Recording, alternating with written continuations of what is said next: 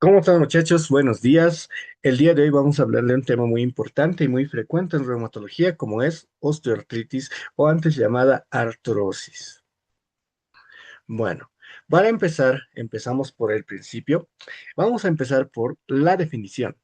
Eh, el enfoque de la definición de una enfermedad, como lo es la osteoartritis, ha ido cambiando según los años porque también la medicina fue avanzando, ¿de acuerdo? Es así que desde el 1980 y mucho más antes se tenía una definición de esta enfermedad. Sin embargo, las definiciones oficiales han empezado desde el año 1980. Esto nos sirve para ir viendo cómo es que ha cambiado el enfoque de visión que tiene la reumatología acerca de la osteoartritis.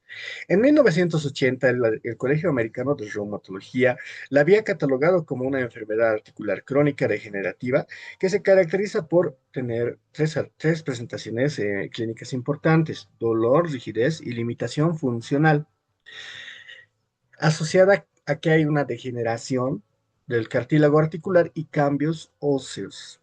Esta enfermedad como tal se enfoca más que todo, pero en esta definición, mil disculpas, se caracteriza porque se enfoca más que todo en el daño articular asociado a alteraciones biomecánicas y degenerativas, y el enfoque principal es el enfoque clínico funcional y se refiere más a las lesiones óseas como, y poniendo como principio, ¿no?, de estudio a las alteraciones radiográficas que pueden presentar este tipo de pacientes.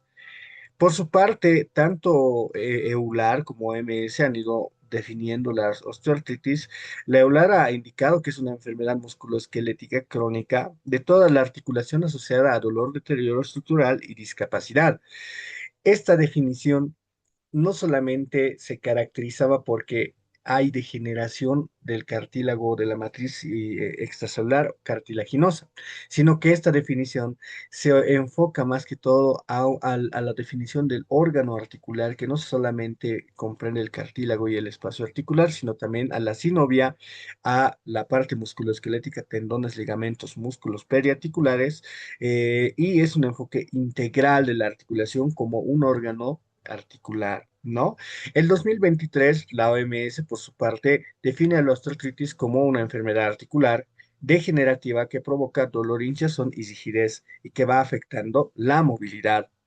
Este enfoque, a diferencia de todos estos otros enfoques, ha sido elaborado en base a eh, especialistas en epidemiología, médicos salubristas, que han visto, ¿no?, que es un problema de salud pública según un enfoque epidemiológico y un enfoque clínico de estos pacientes. Todas estas definiciones son importantes porque significan los pasos que se ha ido dando en el estudio de la osteoartritis como tal. La mejor definición por lejos y la que vamos a tomar en cuenta para la cátedra es esta. Es la definición de la OARSI del 2015, la cual indica que es un trastorno de las articulaciones móviles caracterizado por presentar estrés celular y degradación de la matriz extracelular, iniciado por micro y macro lesiones que pueden llegar a activar respuestas de reparación desadaptativas, incluyendo vías proinflamatorias de la inmunidad innata. ¿Cuál es la ventaja y por qué esta es la mejor versión de la definición de la osteoartritis?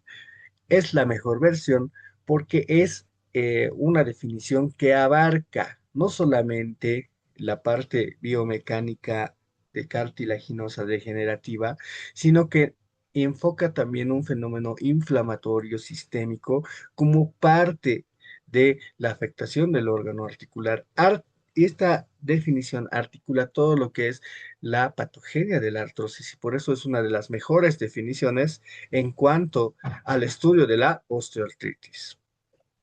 La epidemiología. La osteoartritis es la patología articular más frecuente del mundo. Se detectan alrededor de 46 a 50 millones de casos nuevos por año. Se considera que es la causa más frecuente de artritis y Alrededor de 500 millones de personas están afectadas, lo que corresponde a un 7,6 a un 7,9% de toda la población mundial. Hay dos tipos de osteoartritis, primaria y secundaria. La primaria se caracteriza por presentarse en personas mayores de 40 años. El pico de presentación es de 55 a 70 años. La secundaria, por su parte, se presenta más que todo en menores de 40 años y, bueno, el pico es igual de 55 a 70 años. Alrededor bueno, según la presentación del género, alrededor, la proporción de presentaciones de dos mujeres a un hombre. Las articulaciones más afectadas son las articulaciones primero de rodilla, mano, columna y cadera en la osteoartritis primaria y en la secundaria es más que todo rodillas, tobillos, manos y caderas. ¿De acuerdo? Entonces es muy importante saber eso porque así podemos definir según la edad de presentación qué tipo qué tipo de osteoartritis es el que está afectando a nuestro paciente. Factores de riesgo. La osteoartritis no tiene un agente etiológico principal, sino que se identifican muchos factores de riesgo, entre los cuales tenemos, primero, alteraciones biomecánicas, como traumatismos articulares, alineación anormal, trastornos de la marcha y también debilidad muscular y sarcopenia. Perdón. También factores de riesgo menos modificables o no modificables que llegan a ser factores de riesgo que predisponen de manera primaria a una osteoartritis, como el riesgo genético. Se han visto que hay mutaciones en el gen GDF5 que pueden llegar a predisponer al paciente a una osteoartritis.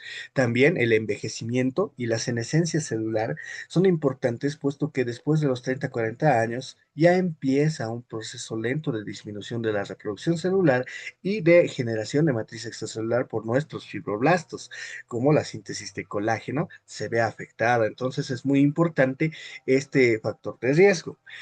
También hay procesos específicos de tejidos, como procesos específicos del cartílago, del hueso, de la membrana sinovial o de la inervación. Y también fenómenos inflamatorios a nivel de los tejidos peritendinosos como músculos, tendones y ligamentos. Esto se acompaña posteriormente de inflamación sistémica y local. La obesidad y el síndrome metabólico pueden estar presentes dependiendo del paciente porque afectan a la articulación, porque generan un medio proinflamatorio sistémico. La sinovitis como tal es una consecuencia de estas alteraciones que se han ido mencionando, pero también una sinovitis desarrollada por causas ajenas a la osteoartritis puede llegar a predisponer al desarrollo y a la afectación articular que tenemos. También lesiones de la médula ósea en algunas enfermedades pueden llegar a ser un factor de riesgo para la osteoartritis, ¿no? Cabe decir que el paciente puede llegar a tener a lo largo de su vida un grupo de factores de riesgo y estos no solamente son fijos, sino que interactúan entre ellos y estos factores de riesgo pueden llegar a propiciar la presentación de la osteoartritis mediante su interacción y mediante que vayan coexistiendo dentro del paciente. Entonces, este enfoque es un poquito más integral, nos obliga a ver al paciente no solamente como una articulación que está crepitando, sino que tenemos que ver todos los factores de riesgo para entender que el paciente necesita un mejor enfoque y un mejor estudio, no solamente a nivel articular en cuanto a la artrosis. ¿Cuál es el origen, la etiología de la osteoartritis? Tenemos dos orígenes según su origen, la primaria o idiopática, que no tiene una causa única e identificable. Se caracteriza porque es multifactorial, primero más asociado a la edad genética, se agrava, ¿no? Con la obesidad y la sobrecarga mecánica, sin embargo, no es la causa más primaria. Se caracteriza por ser el 80-90 de todos los 90% de todos los casos. Mientras que la etiología secundaria se atribuye a una causa identificable, perdón, se caracteriza porque hay un factor de riesgo que llega a ser un agente causal de todo el fenómeno fisiopatológico, caracterizado por el empiezo con un trauma articular, una displasia, una alteración del eje de las articulaciones, enfermedades metabólicas o inflamatorias previas que hayan padecido la articulación afectada. Se presenta más que todo en el 10 a 20% de los casos y es más frecuente en pacientes jóvenes que han tenido este tipo de afectación articular como antecedente. Se han ido hablando mucho de las características de estos pacientes y desde el 2016 se ha hablado mucho de la clasificación fenotípica de la osteoartrosis. ¿Por qué? Porque habían pacientes que eran flaquitos y tenían artrosis. Habían pacientes que eran gorditos y no tenían artrosis y posteriormente, unos 5 o 10 años después, estaban con una artrosis mucho más avanzada que los pacientes flaquitos. Entonces, la progresión radiológica dependía mucho de la característica no articular del paciente y es por eso que se han empezado a estudiar estos fenotipos que, ojo, no son un estándar de evidencia ni tenemos que clasificar sí o sí por fenotipo, pero nos sirve para encontrar un enfoque global del paciente con osteoartritis. Tenemos 5 fenotipos. Estos 5 fenotipos pueden coexistir 2, 3 fenotipos tranquilamente en un paciente con osteoartritis. El fenotipo mecánico, que es uno de los más frecuentes, se predomina porque hay un aumento, un predominio de aumento de carga biomecánica sobre la articulación afectada, como la sobrecarga articular, la mala alineación y también el sufrimiento por obesidad o actividades deportivas que sobrecarguen esta articulación, muy frecuente en rodilla. ¿Ya?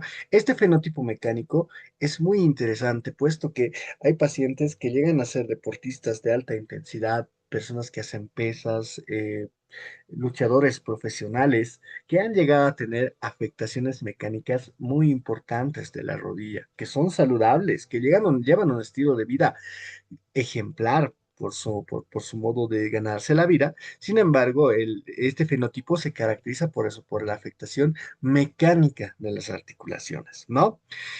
Metabólico.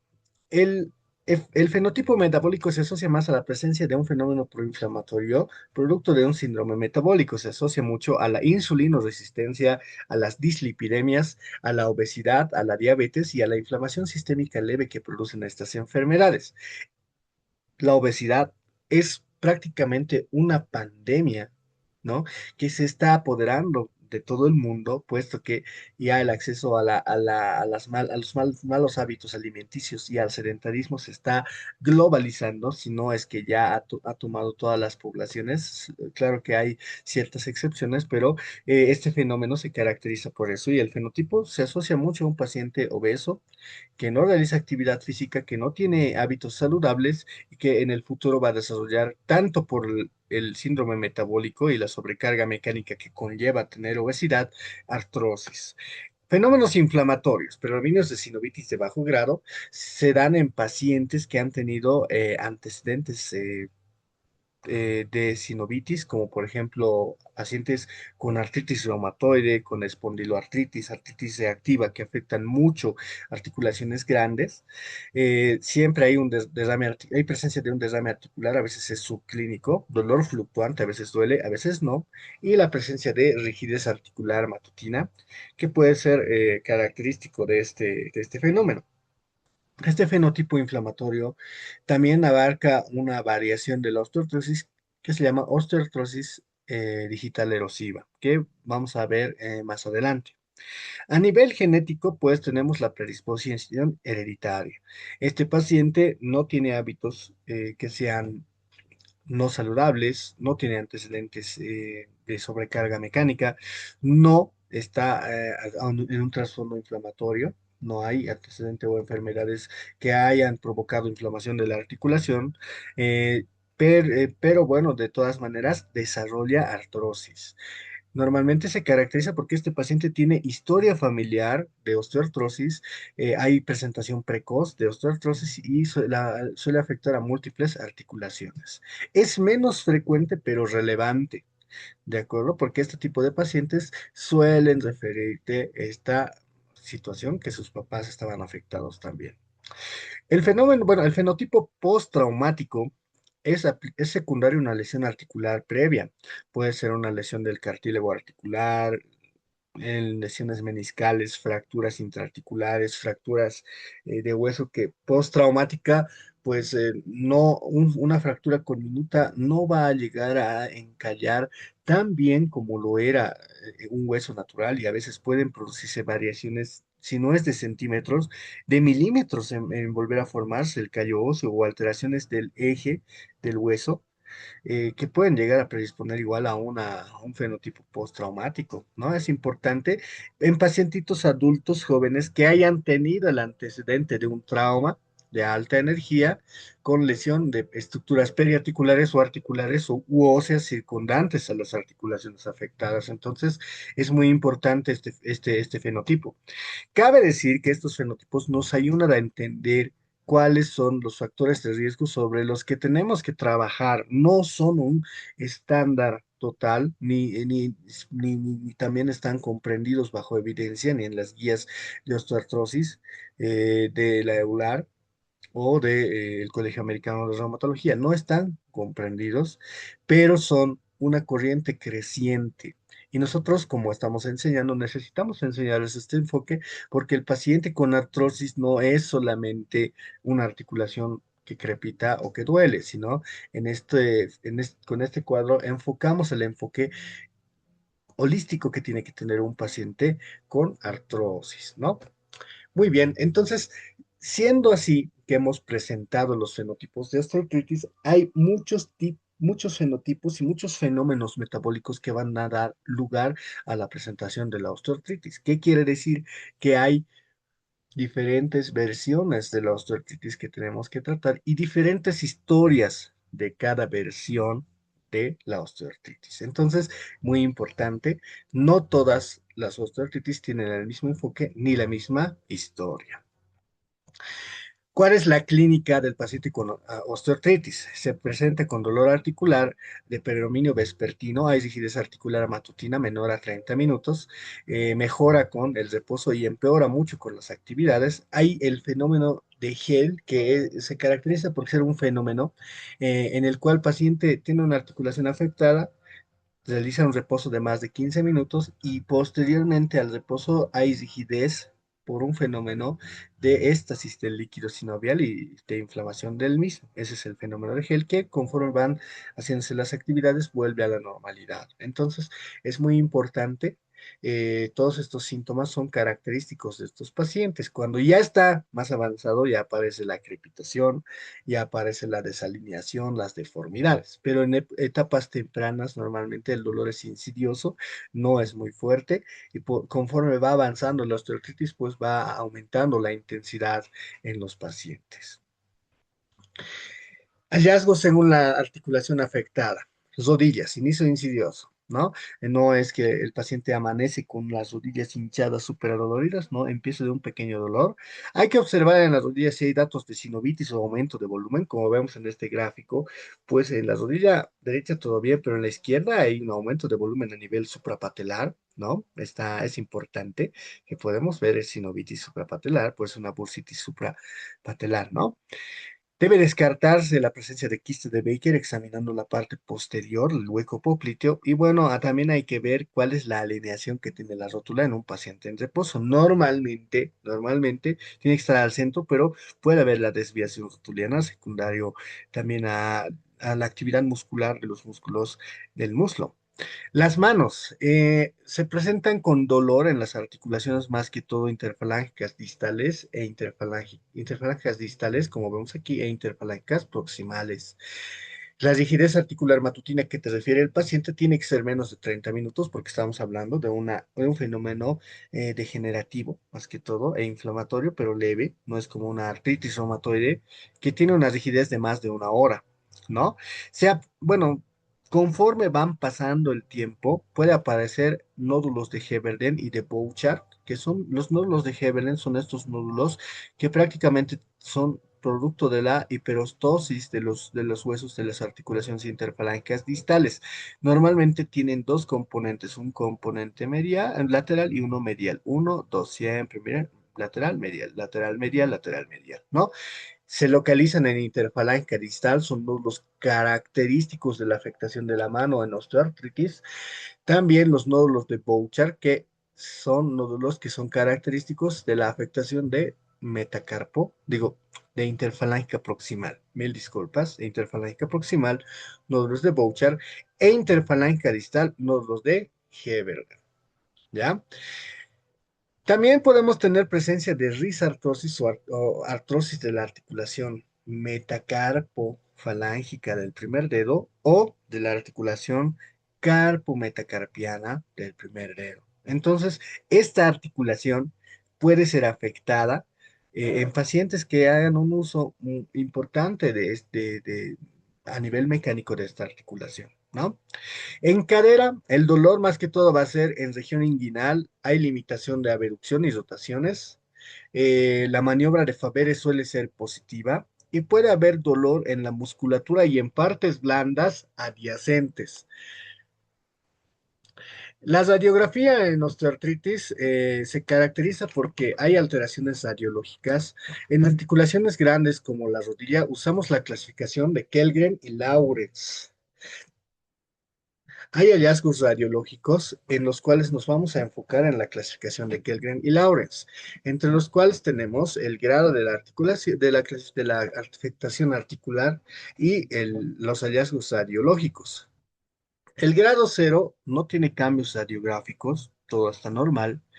En el grado uno, pues vamos a encontrar pequeños osteofitos, muy chiquititos, como vemos acá, chiquitos osteofitos. El espacio articular está más o menos conservado, no hay presencia de un pinzamiento articular, ni hay choque de los bordes articulares del hueso. En el grado uno, pues hay estos osteofitos. En el grado 2 hay osteofitos que están más definidos y posible estrechamiento leve del espacio articular, ¿no? Los osteofitos son un poquito más grandes, más presentes, se notan más y hay una presencia de un poquito de pinzamiento articular a este nivel. El grado 3 se asocia ya a la presencia de osteofitos múltiples, más estrechamiento moderado de del espacio articular y un fenómeno que se caracteriza porque hay un reforzamiento de la radioopacidad. En palabras más sencillas, este borde del hueso que está en la superficie articular, que estaba aquí, tiene un refuerzo súper blanco, ya la esclerosis subcondral, y una posible deformidad ósea. Puede ser una alteración del eje, como aquí estamos viendo el eje de la rodilla, pues el fémur está empezando a entrar a lateralizarse en una deformidad y la rótula está igual alterada en su alineación. Normalmente está al centro, ni tan al centro en esta, pero más o menos al centro, ¿de acuerdo?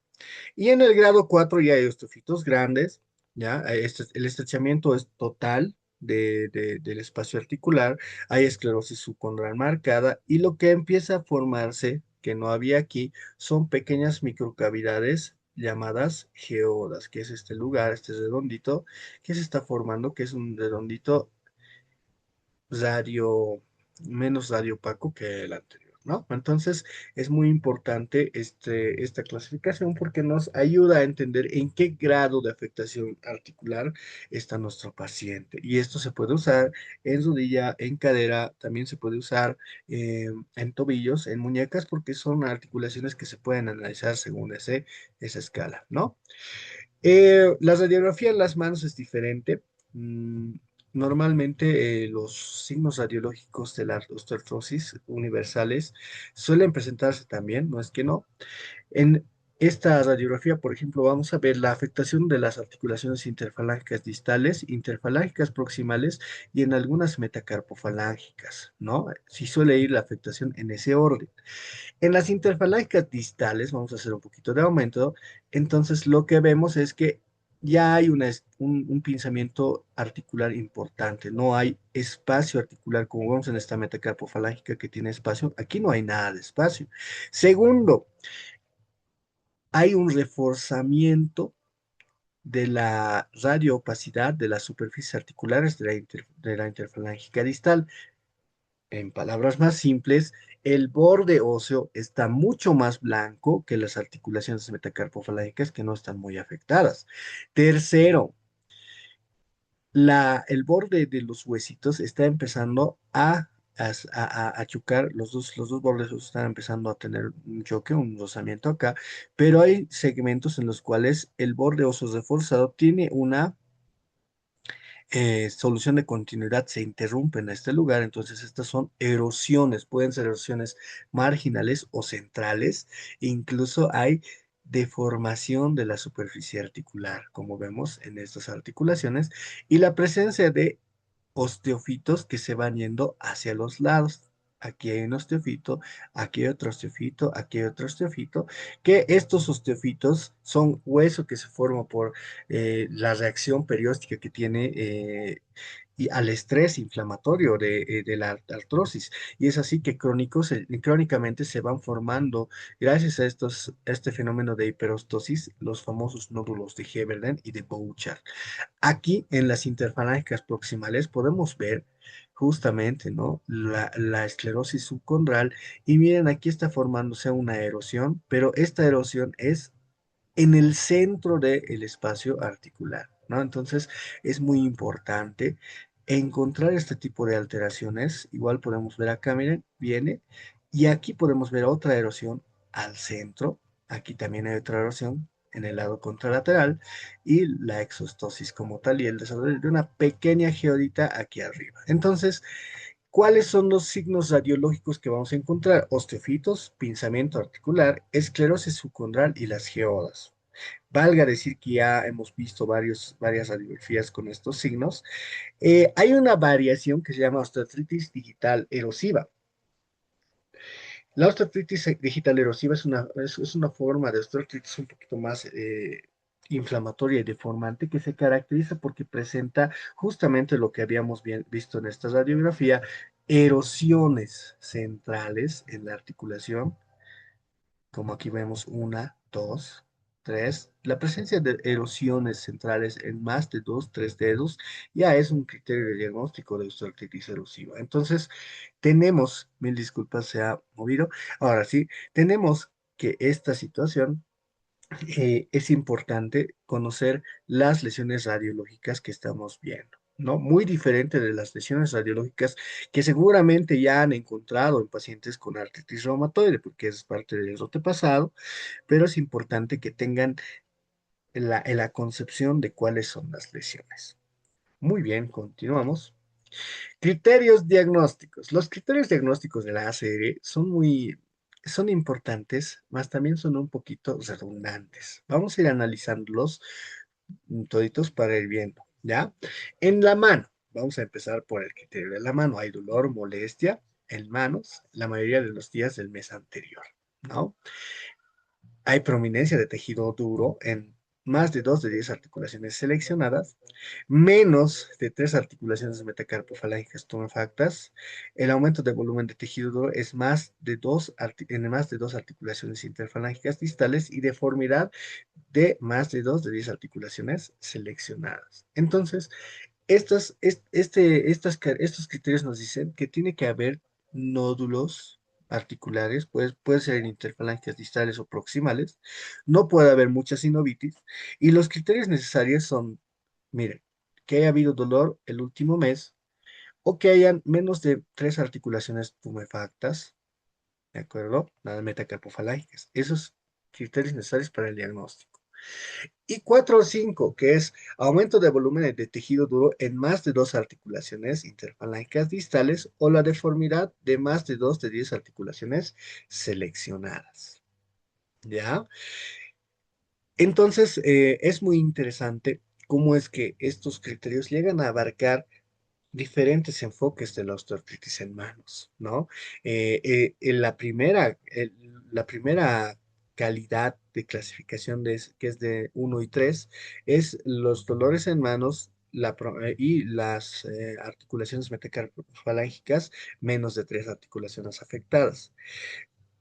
Y en la 4 o 5 podemos tener el aumento de volumen o los nódulos que tenemos en más de 2 interfalángicas distales o la deformidad de más de 2. Entonces, tiende a ser un poco confuso. Estos criterios en la práctica clínica lamentablemente no son tan reproducibles, pero son como que una pauta clínica que tenemos que tener porque analizándolos bien, si encaja un diagnóstico de osteoartrosis usando estos criterios, ¿de acuerdo? Entonces, parece ser un poquito tedioso, parece ser un poquito minucioso, sin embargo, ya practicándolo poco a poco y ejerciéndolos cada vez más, estos criterios son más o menos fáciles de ejercer en los pacientes.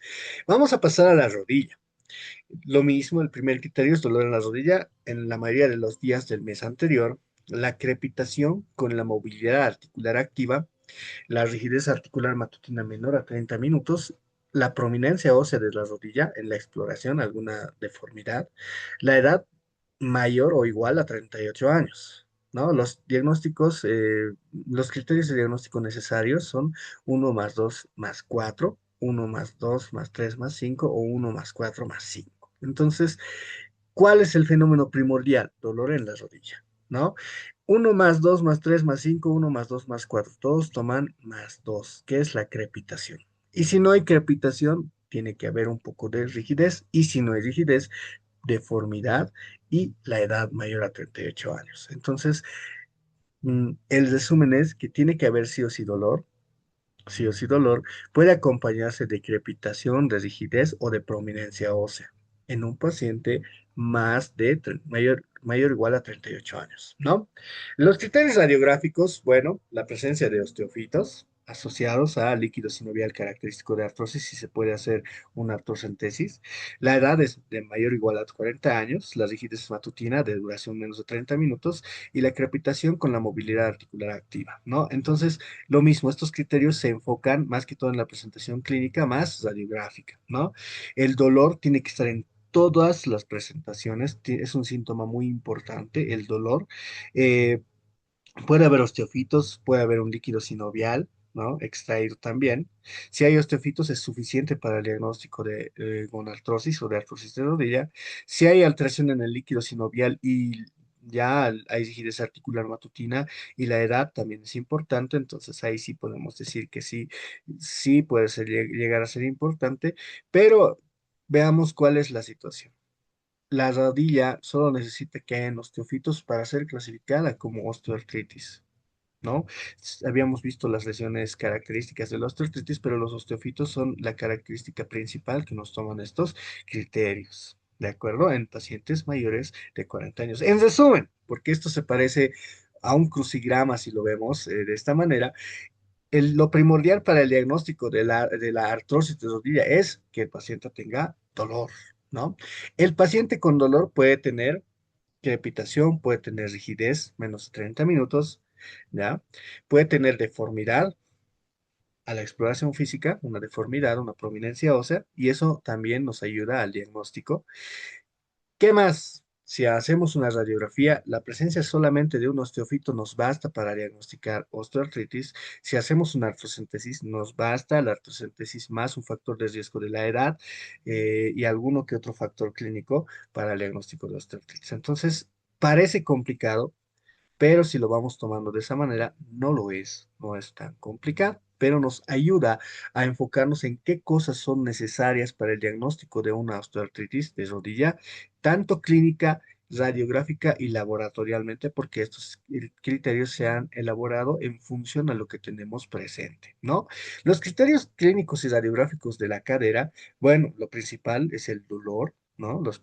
La mayoría de los días del mes anterior. La velocidad de sedimentación globular tiene que ser menor a 20 milímetros por hora.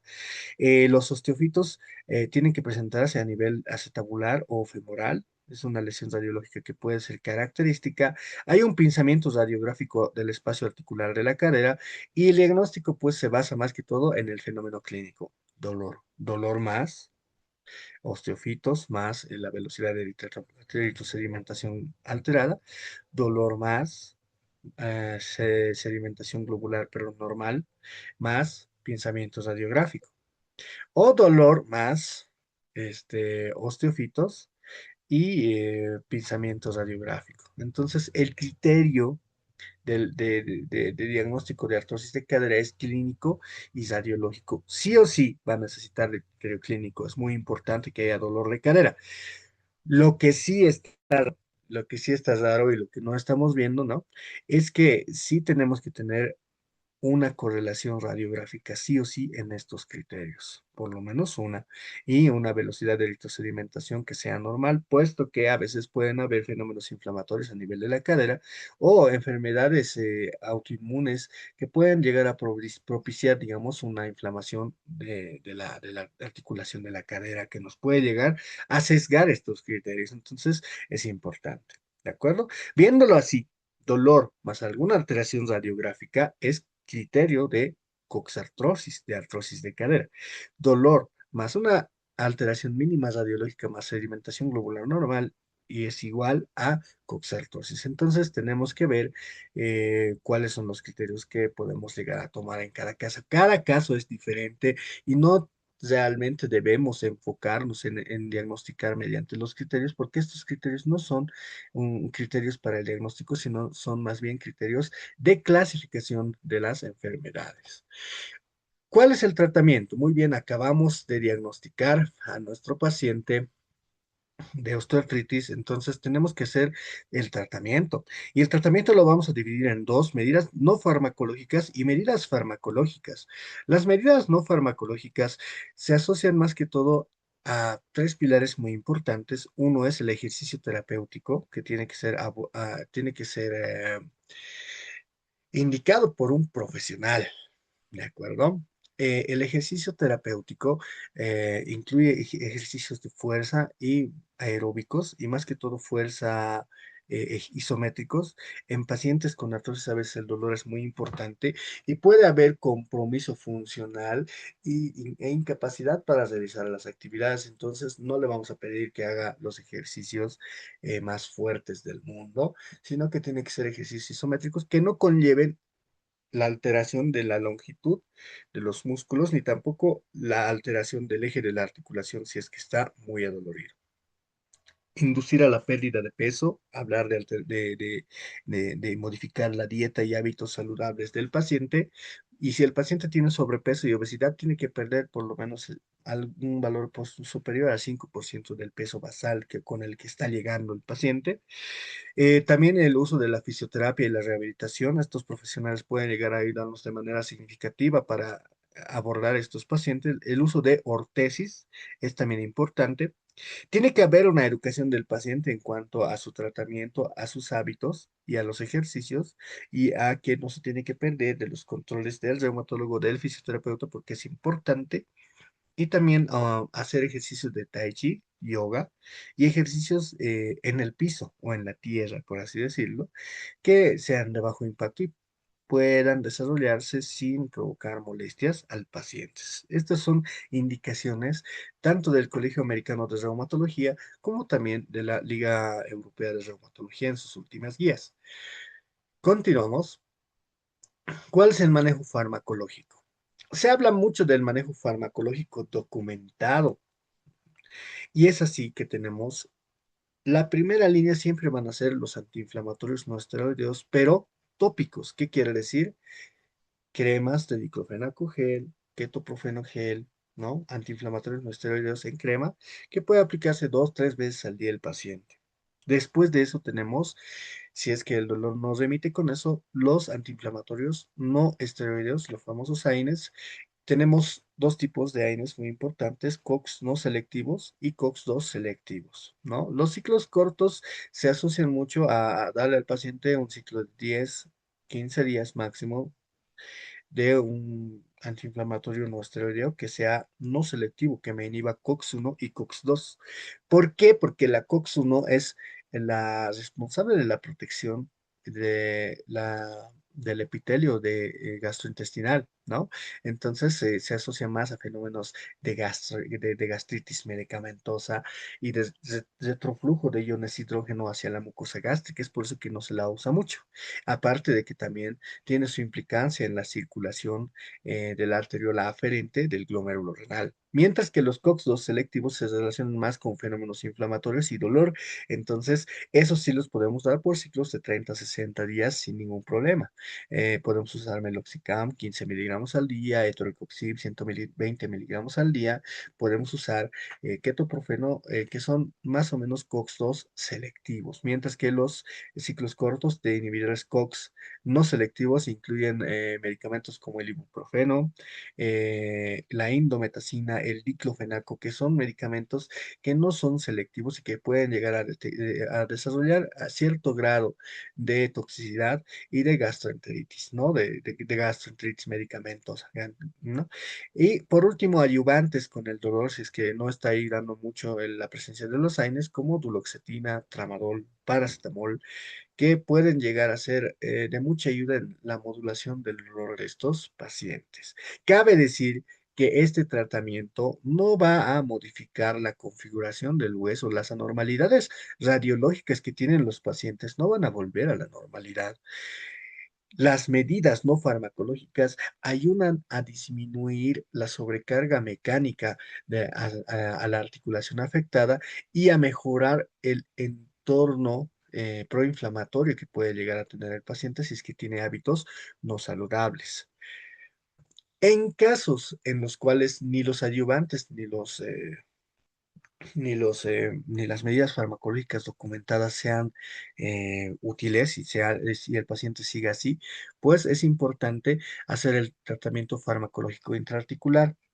Los únicos tratamientos farmacológicos intraarticulares recomendados y con grado de evidencia significativa y que están recomendados por los colegios de reumatología son los corticoides intraarticulares, más que todo con el acetónido de triamcinolona y la betametasona dipropionato fosfato, que son también formas cristalizadas y de depósito. La aplicación tiene que ser por un médico especialista, bien en reumatología, bien en traumatología y actualmente también los médicos especialistas de medicina física y rehabilitación pueden aplicarlo. Se aplica solamente en caso de que haya una inflamación persistente que no me responda a los AINES y haya presencia de derrame o sinovitis articular, ¿de acuerdo? En caso de dolor moderado a severo. Y bueno, ¿cuál es el efecto de los beneficios? El efecto es rápido, de 1 a 2 semanas se ve el efecto máximo y llega a durar 1, 2, 3 meses el efecto dependiendo del cuidado de la articulación que le dé el paciente y las medidas correspondientes.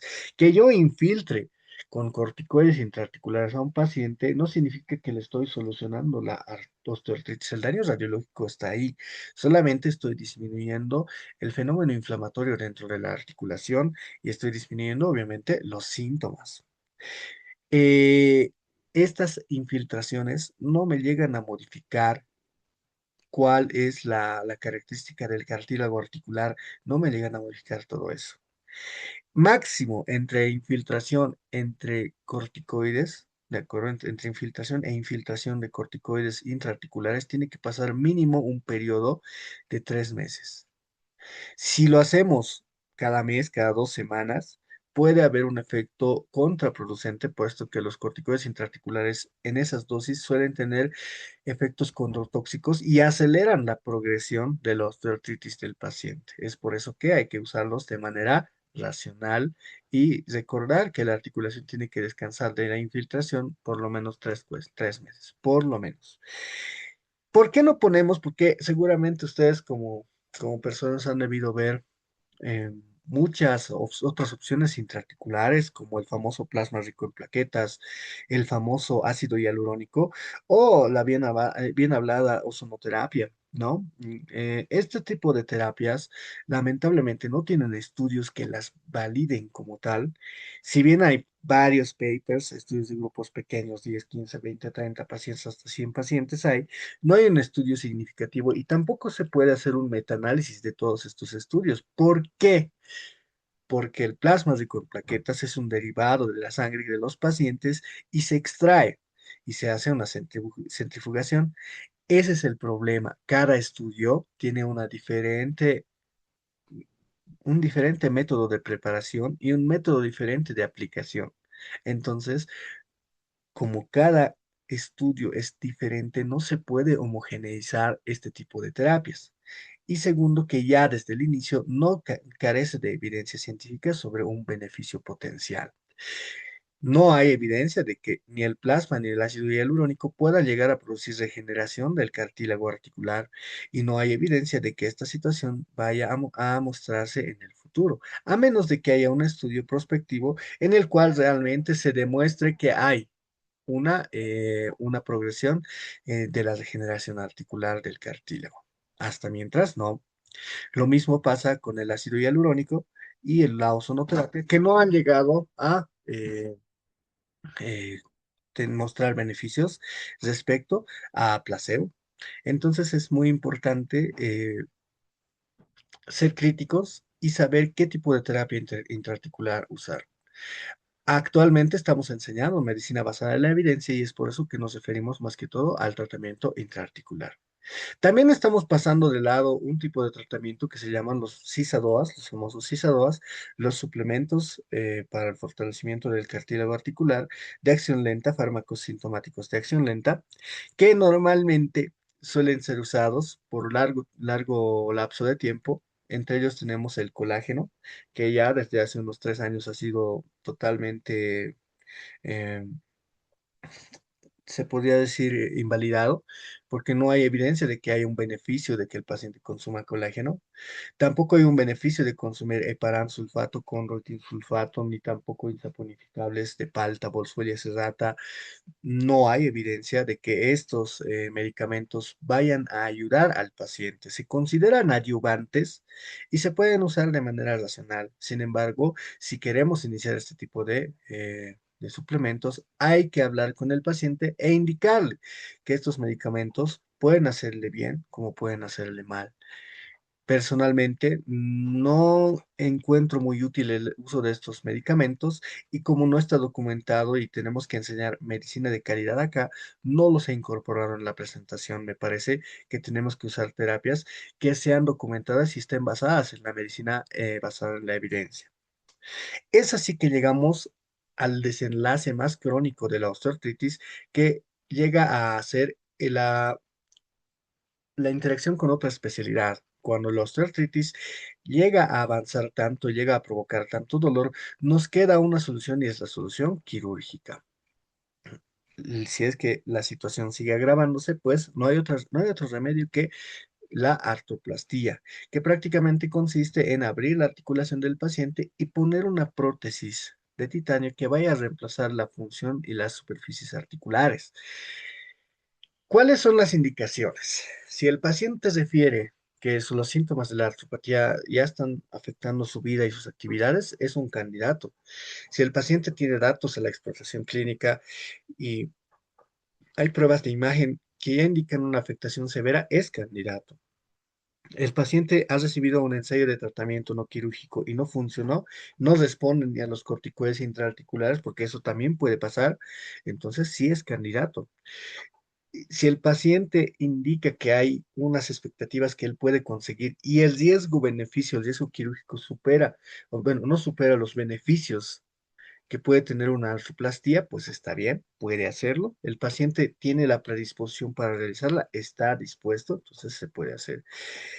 Técnicamente, la osteoartritis es un proceso degenerativo del cartílago articular. Si hay esta afectación, como reumatólogos nos vemos implicados en la situación de que si queremos una solución para la osteoartritis es la artroplastía. Las terapias intraarticulares y los medicamentos que podemos dar sí van a lograr retrasar la progresión. Obviamente tenemos que trabajar mucho en la educación y en los hábitos del paciente. Pueden llegar a retrasar la progresión de esta enfermedad, pero si el paciente no trabaja en esas situaciones, vamos a llegar a una posible artroplastía, en un contexto en el que el paciente no está haciendo las medidas no farmacológicas y farmacológicas en esta situación, ¿no?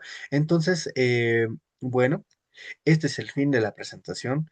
La osteoartritis es una patología muy importante y tenemos que tener el manejo adecuado de la misma, siempre basados en la evidencia y siempre también tratando de entender cuál es la situación del paciente. Muchas gracias, eso es todo.